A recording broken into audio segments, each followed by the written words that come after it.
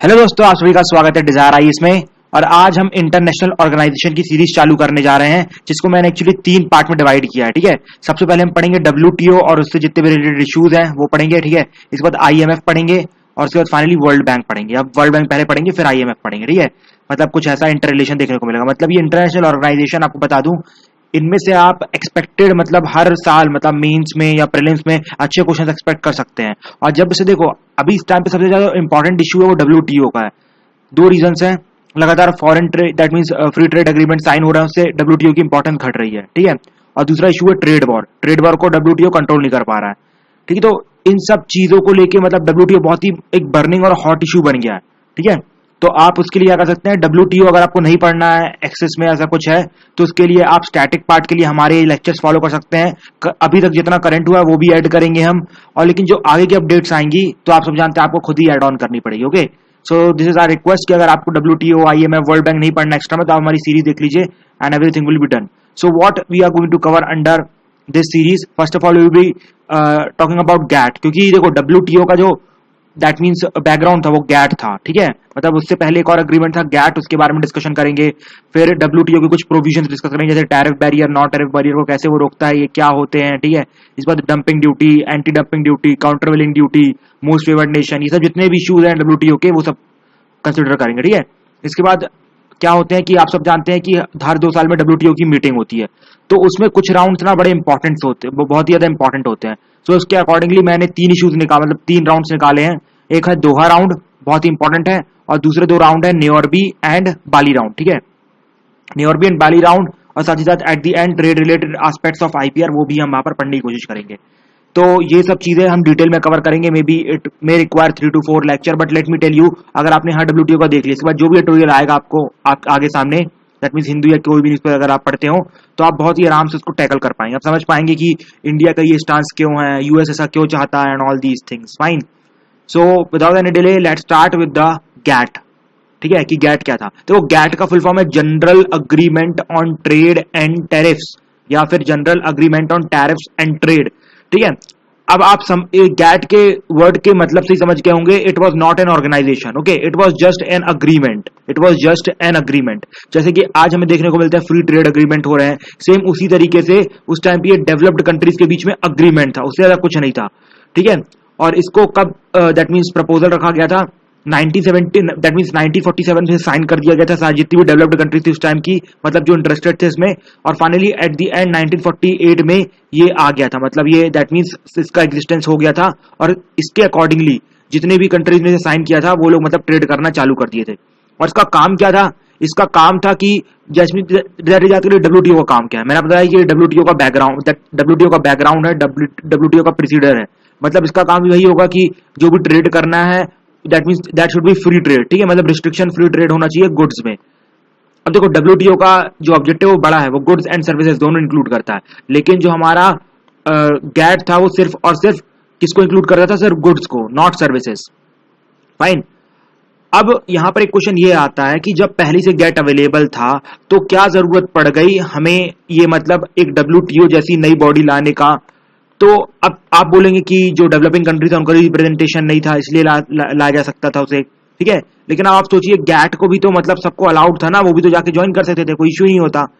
तो उसके कुछ इश्यूज थे, मतलब डेवलप्ड कंट्रीज के कुछ इश्यूज थे, उसकी वजह से ये डब्ल्यूटीओ की फॉर्मेशन होती है। एक्चुअली ऐसा कहा जाता है कि डब्ल्यूटीओ आया तो दैट मीन डेवलप्ड कंट्रीज की वजह से था। ठीक है, डेवलप्ड कंट्रीज ने बहुत फोकस किया डब्ल्यूटीओ को लाने पर, और जैसे डब्ल्यूटीओ आगे अच्छा काम करना चालू कर दिया, लेकिन जैसे इंडिया और चाइना को इससे फायदा होने लगा तो ये लोग डब्ल्यूटीओ से पीछे हटने लगे। फॉर एग्जांपल, डब्ल्यूटीओ का क्या प्रमोट करता है, फ्री ट्रेड, मल्टीलैटरलिज्म। अभी ट्रम्प का क्या देखने को मिल रहा है, ट्रम्प पीछे जा रहे हैं, बोल रहे हैं अमेरिका फर्स्ट। ब्रिटेन में क्या देखने को मिला, ब्रेक्जिट देखने को मिला। ठीक है, ब्रेक्जिट भी अच्छे से फॉरेन ट्रेड एंड इन्वेस्टमेंट में पढ़ाऊंगा आपको क्या है ये, अमेरिकन रिसेशन भी पढ़ाऊंगा। ठीक है, तो आपने यहां पर देखा क्या चीजें देखने को मिल रही हैं, चीजें हमें ये देखने को मिल रही है कि जिन्होंने एक टाइम पे डब्ल्यूटीओ प्रमोट किया था, मल्टीलैटरल बॉडी प्रमोट की थी, आज वही मतलब मना कर रहे हैं कि नहीं हमें नहीं चाहिए। मतलब जब आपको लगा कि आपको भी लॉसेस होने लगे डब्ल्यूटीओ से तो आप पीछे हट रहे हैं। ठीक है, तो ये कुछ मतलब इश्यूज चलते हैं डब्ल्यूटीओ के ऊपर, मतलब जो डेवलप्ड कंट्रीज, डेवलपिंग कंट्री एक दूसरे पे इल्जाम लगाते हैं। ठीक है, हम समझते हैं कि जब गैट था एग्जिस्टेंस में तो क्यों दैट मींस सब कंट्रीज फोकस कर रही थी कि WTO as a new body लेके आए। तो उसके क्या रीजन हम समझते हैं। देखो, सबसे पहला रीजन तो ये था कि आप सब जानते हैं मैन्युफैक्चरिंग वहीं पर बस पॉसिबल है। दैट मींस वहीं पर फैक्ट्रीज ज्यादा चलेंगी, वहीं पर सबसे ज्यादा इन्वेस्टमेंट आएगा, जहां पर लेबर लॉस कितने लूज टाइप के। फॉर एग्जांपल हमारे इंडिया में लेबर लॉस बड़े लूज है, मतलब लेबर का कोई राइट नहीं होता। फॉर एग्जांपल आप उनसे 14 घंटे काम कराओ, 16 घंटे काम कराओ, 18 घंटे काम कराओ, उनके लिए कोर्ट में कुछ भी नहीं है, ठीक है। तो उसी प्रकार क्या हुआ, पहले अमेरिका जैसी कंट्री, ब्रिटेन जैसी कंट्री में भी सेम था। आप सब जानते हैं आईआर के टाइम पे, दैट मींस इंडस्ट्रियल रेवोल्यूशन के टाइम पे भी सेम कंडीशन थी। लेकिन क्या हुआ, वहां के लोग अवेयर होते गए, वहां के लोगों को राइट मिला, और फाइनली वहां पर लेबर लॉस अच्छे स्ट्रिक्ट हो गए कि आप एक्स्ट्रा काम नहीं कर सकते। अगर आप एक्स्ट्रा काम करवाओगे तो आपको अलग से दैट मीन्स पेमेंट देनी पड़ी एंड ऑल दीज थिंग्स, ठीक है। तो इससे क्या हुआ, अब जो इन्वेस्टर था, फॉर एग्जांपल पहले जो हमारे मान लीजिए मुकेश अंबानी, ठीक है। अब मुकेश अंबानी मान लीजिए पहले अमेरिका में कंपनी लगाने, अपनी इंडस्ट्री लगाने जाते थे, तो वो सोचते थे वहां की लेबर चीप है, अगर वो लोग कम पैसे लेंगे तो मुझे ज्यादा प्रॉफिट होगा। लेकिन अब क्या हुआ, वहां पर लेबर लॉस तो टफ हो गया यार, मतलब नहीं आप उनसे ज्यादा काम करवा सकते हैं, ऊपर से आपको पेमेंट भी उन्हें ज्यादा देनी है। तो क्या हुआ, जो developing countries like India, China, वहां पर लेकिन अभी भी लेबर लॉस, आप खुद इंडिया का प्रेजेंटली एग्जांपल देखिए, वहां पर अभी भी लेबर लॉस क्या है, बहुत ही ज्यादा वीक है, ठीक है। तो वहां पर लोग जाके आराम से इन्वेस्टमेंट करना चालू कर दिए, लेबर लॉस वीक थे तो इन्वेस्टमेंट करना चालू कर दिए।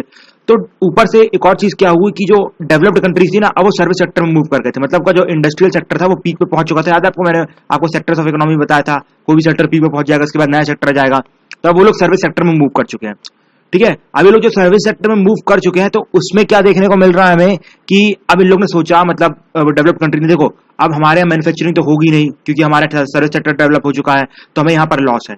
तो हमें कुछ सर्विस सेक्टर के लिए कुछ नया, मतलब सर्विस सेक्टर में कोई फ्री ट्रेड का एग्रीमेंट लाना चाहिए, क्योंकि देखो मैंने आपको बताया था कि ये जो पिछला एग्रीमेंट है गैट का, that is only for goods, ठीक है। मतलब वो सिर्फ और सिर्फ कम्युनिटी एक्सचेंज करने के लिए है। मतलब ये देखो यहाँ पे लिखा ना गुड्स के लिए, it is registration free trade in goods, it is not in service, ठीक है। तो एक प्रॉब्लम ये हुई हमारे डेवलप्ड नेशन को कि मान लो उन्होंने सोचा कि हमारे सर्विस के लिए तो कुछ नहीं है, बस उन्हीं वो गैट है, अगर वो लोग गैट को कंटिन्यू रखेंगे तो नई जो कंट्रीज आ रही हैं लाइक इंडिया, चाइना, वो लोग क्या करेंगे, इसके ऊपर कब्जा मार लेंगे और अपना फायदा उठाने लगेंगे, और एक दिन वो भी डेवलप्ड हो जाएंगी। और हम सर्विस सेक्टर में कोई फ्री ट्रेड एग्रीमेंट नहीं है, तो हम उनके बराबरी में जाएंगे, और एक दिन ऐसा भी हो सकता है उनसे पीछे जाए, ठीक है। इस टाइप की सोच चालू हो गई, ठीक है। इसके बाद ये जो डेवलप्ड कंट्रीज थी उन्होंने फोर्स करना चालू किया कि हमें डब्ल्यूटीओ लाना चाहिए, ठीक है। और finally at the eighth round, ठीक है, मतलब जो एट्थ राउंड का जो उरुग्वे, देखो अब गैट के भी राउंड होते थे, जिस तरह दैट मींस डब्ल्यूटीओ के राउंड होते हैं ना 2-2 साल में, वैसे गैट के भी राउंड हुआ करते थे, मतलब सेशंस हुआ करते थे जिसमें सब कंट्रीज मिला करती थी। तो उसी तरह गैट में दैट मींस उरुग्वे, ठीक है, उरुग्वे राउंड हो रहा था, वो एट्थ राउंड था गैट का, जिसमें डब्ल्यूटीओ का आइडिया लाया गया। मतलब डेवलप्ड कंट्रीज ने रखा कि हम एक ऐसी बॉडी बनाते हैं जो कि, देखिए ऐसी बॉडी बनानी थी उन लोगों को जिससे लोग अट्रैक्ट हो। जैसे फॉर एग्जांपल आईएमएफ और वर्ल्ड बैंक में ना अपनी जो developing country, for example India, China, Pakistan, ये सब कंट्री जाने को तैयार नहीं है, लेकिन उन्हें मजबूरन जाना पड़ता है जस्ट बिकॉज उन्हें लोन की जरूरत पड़ती है। अब लोग जाना क्यों नहीं चाहते हैं, क्योंकि वो जो बॉडीज हैं, जो आईएमएफ और वर्ल्ड बैंक, मैं आपको आगे चल के बताऊंगा, ये लोग एगैलिटेरियन बॉडीज नहीं है। एगैलिटेरियन बॉडीज का मतलब होता है कि जहां पर सबके राइट्स इक्वल है। फॉर एग्जांपल डब्ल्यूटीओ में 1 मेंबर 1 वोट, ठीक है। अगर फॉर एग्जांपल ज्यादा डेवलपिंग कंट्रीज हैं और कम डेवलप्ड कंट्रीज है, तो इट इज फिक्स्ड कि डेवलपिंग कंट्री हमेशा डेवलप्ड कंट्री को डोमिनेट करेंगी। यही रीजन है कि डब्ल्यूटीओ फेल कर रहा है, ठीक है। तो इन द सेम वे, लेकिन आईएमएफ और वर्ल्ड बैंक में ऐसा नहीं था, ठीक है। इसलिए शुरू में इंडिया ने ये सब आईएमएफ और वर्ल्ड बैंक ज्वाइन भी नहीं किया था, वो बाद में उसे अपनी मजबूरी से करना पड़ा क्योंकि उसे लोन की जरूरत थी, फाइन। तो अब ये लोग चाहते थे कि, वो लोग चाहते थे कि अगर हम ऐसी कुछ दोबारा सेम ऐसी कुछ डिस्क्रिमिनेटरी बॉडी बनाएंगे। अब इसमें क्या डिस्क्रिमिनेशन है मैं तब बाद में बताऊंगा आईएमएफ और वर्ल्ड बैंक में, लेकिन यहाँ पर आप याद रखिए कि ये लोग डिस्क्रिमिनेटरी बॉडी है और डेवलपिंग कंट्री इनको ज्वाइन करने के फेवर में नहीं थी, ठीक है। लेकिन यहाँ डब्ल्यूटीओ, आप सब जानते, ये डेवलप्ड कंट्री जानती थी अगर हम इन्हें दोबारा डिस्क्रिमिनेटरी बनाएंगे तो डेवलपिंग कंट्रीज उन्हें ज्वाइन नहीं करेंगी, ठीक है। ऐसा उन्होंने सोच लिया, तो उन्होंने क्या सोचा कि हम यहाँ पर 1 वोट 1 सिस्टम रखते हैं। तो ये पहला उन्होंने ये रखा 1 वोट 1 सिस्टम, जिससे कि लालच दी डेवलपिंग कंट्रीज को कि वो लोग आके ज्वाइन कर ले।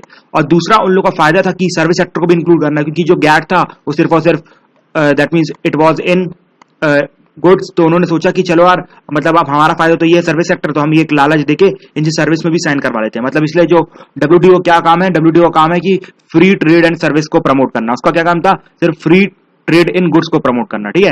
फिर फाइनली एट द एंड एक डंकेंट प्रपोजल होता है। क्या रहता है कि उस टाइम पे जो लास्ट हेड रहते हैं हमारे गैट के, वो डंकेंट रहते हैं, ठीक है, उसका नाम रहता है डंकेट। तो वो पूरा दैट मींस डब्ल्यूटीओ का जो भी फ्रेमवर्क रहता है वो बनाते हैं, कैसी कैसी बॉडी रहेगी, क्या क्या इश्यूज रहेंगे, ये सब कंप्लीटली वो बनाते हैं।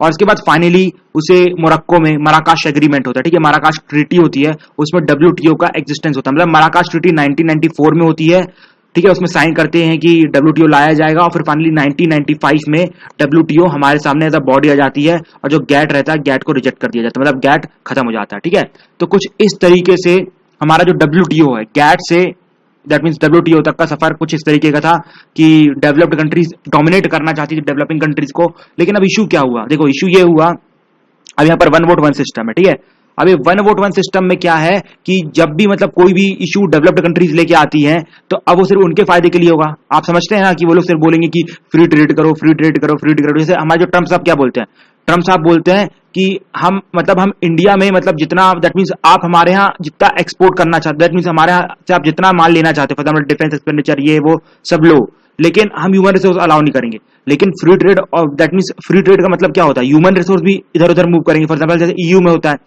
ईयू में मतलब फ्री ट्रेड तो है मतलब गुड्स एंड सर्विसेज का, लेकिन आपको ह्यूमन रिसोर्स भी अलाउ करना पड़ेगा। लेकिन ट्रम्प साहब बोलते नहीं नहीं ये अलाउ नहीं करेंगे हम।